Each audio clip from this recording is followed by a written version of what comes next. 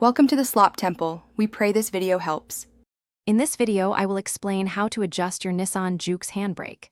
First, ensure your vehicle is on a level surface and the engine is off. Engage the parking brake fully and then release it. This initial step helps to properly seat the brake components before any adjustments are made.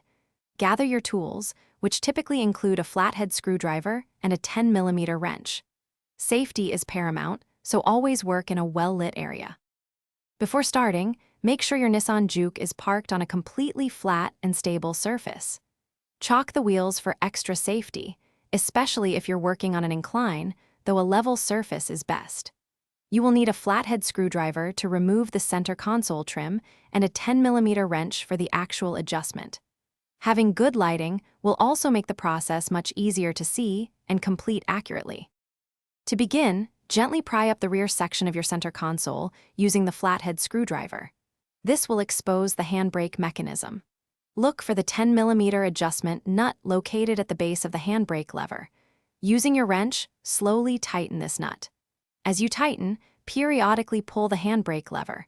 You want the handbrake to engage firmly within 5 to 7 clicks for optimal performance and safety. After adjusting, test the handbrake's effectiveness. With the vehicle on a slight incline, engage the handbrake and ensure it holds the car securely without any roll.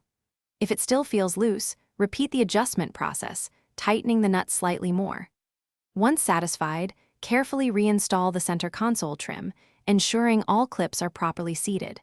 Remember to check the description below for a link to the Echo Dot smart speaker and other great deals. Enjoy your properly adjusted handbrake. Thanks for watching. Consider subscribing if we helped you.